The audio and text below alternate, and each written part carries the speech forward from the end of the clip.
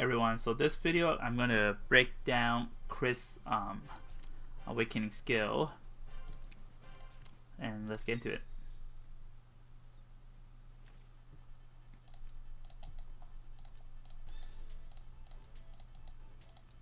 Okay, I feel like I need to change my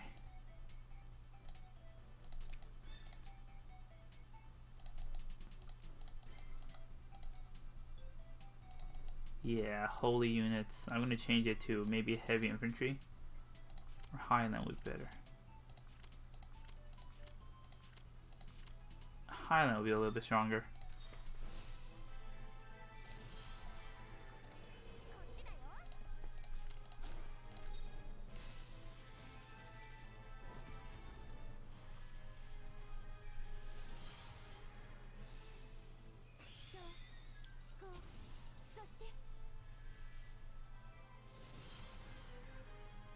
Why is Betty in there?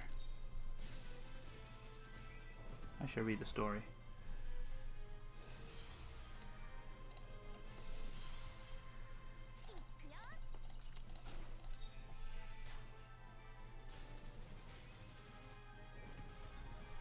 Are you serious? Just a little bit more.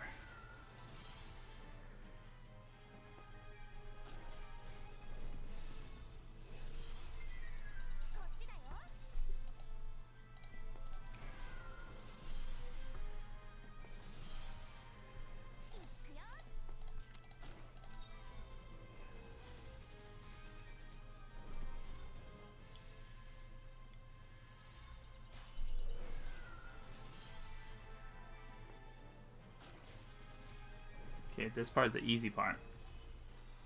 Let's see what happened with the next one.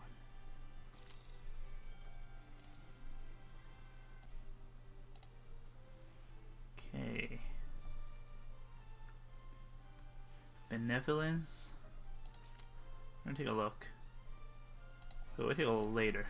We're gonna finish this first. Okay, this one is pretty tricky. I wouldn't say it's hard, but just don't attack Narm with Chris unless it's point blank range, melee range.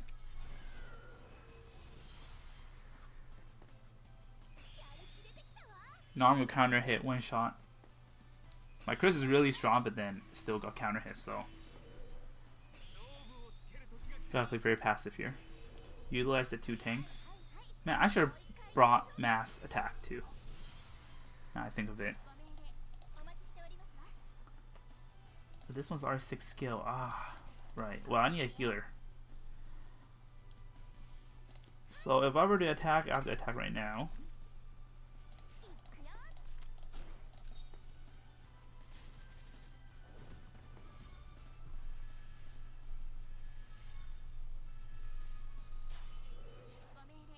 Okay.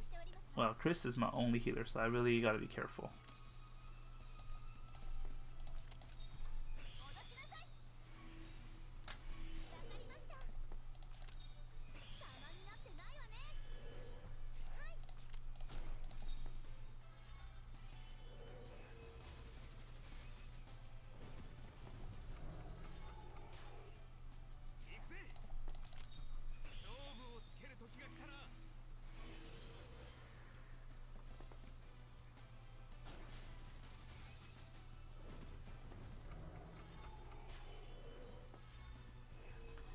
Betty's absolutely useless, I'm telling you. Because the passive triggers after the battle. Damn it. Okay. There, Chris is too strong.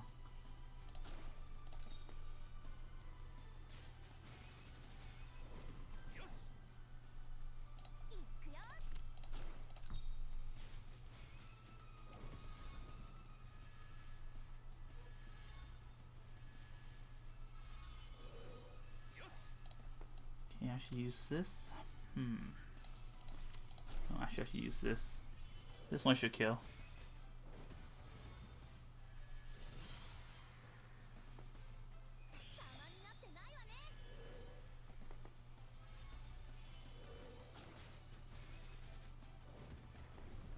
think that's GG for Linen.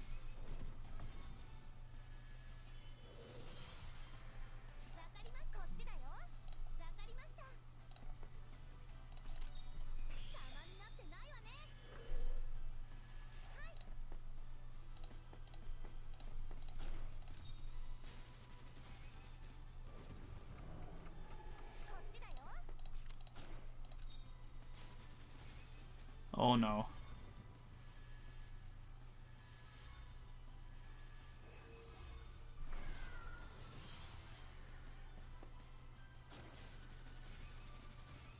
What?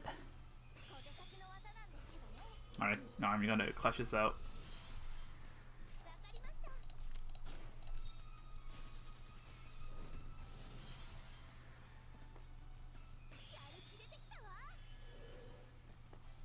Don't die. Alright, there we go.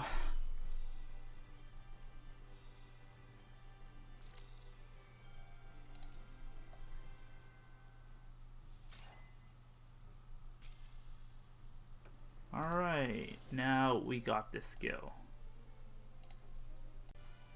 So let's take a look at this skill, Benevolence here. 4 rounds cooldown, 2 blocks, so it's pretty much the same as Redemption here, except it's 1.6 rather than 1.5 damage. So after battle, all friendly units are healed. Same. After battle, heals all allies, excluding the caster.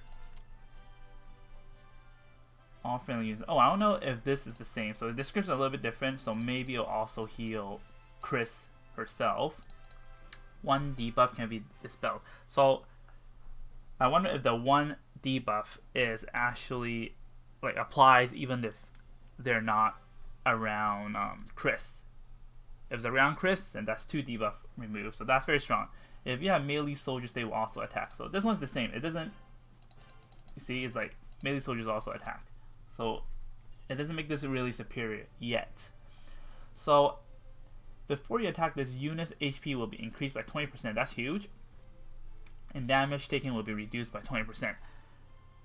So if you have a last ride like I do, so 40% is reduced. So it'll be 60% reduced.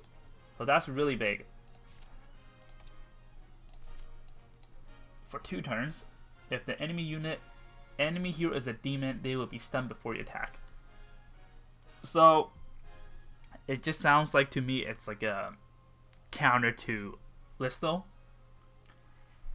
and whatever demons are out there. But I only in Apex only recall Listo being scary.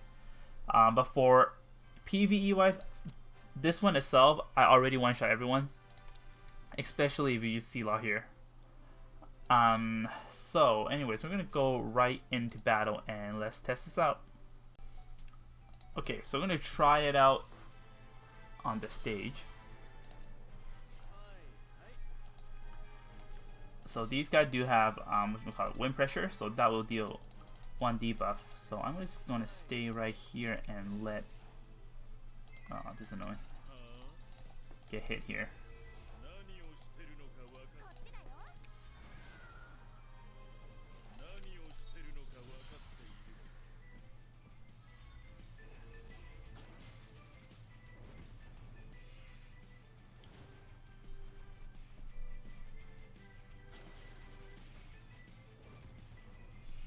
Here we go, wind pressure.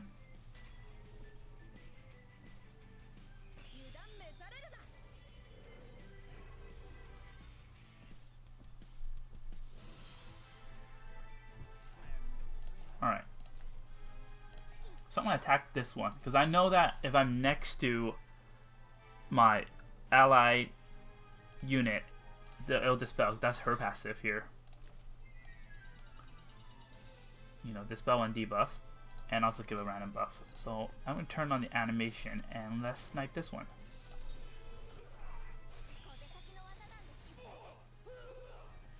It looks like a Kamehameha. Too bad there's no exclusive animation yet.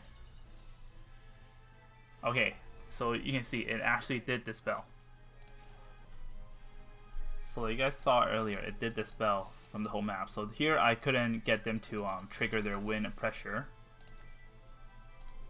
so I couldn't show that it dispels. I'm pretty sure it does, because it worked on Die Hard there, it will work on them. So I'm just going to do it one more time just to show you guys healing. So I turn on animation here so I can actually see. Like that.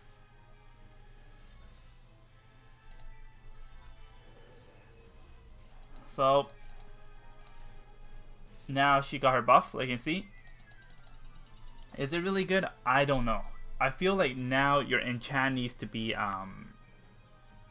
maybe clock. Clock would make this super OP, because now you're basically sniping every time and then debuff every time. Not debuff. Dispel, full screen, and no other character can do that. Also, damage is not bad. Plus, whatchamacallit, you self buff every time, and it's huge. I think if you have clock. Okay, so now we're gonna take a look at her skills. This is indeed very strong, like you can see from the video earlier. The 4 rounds cooldown is pretty long. She's like a semi nuke and healer, but if you look at her other skills, discipline is a one round cooldown, and redemption is 2. So pretty much you get to use a spell one every single turn. But this one kind of, you know, blocks you from doing that. However, if you do have Dimensional Jewel, I think that's the name of it. Yes. So this one is really good. There's a chance of cooldown.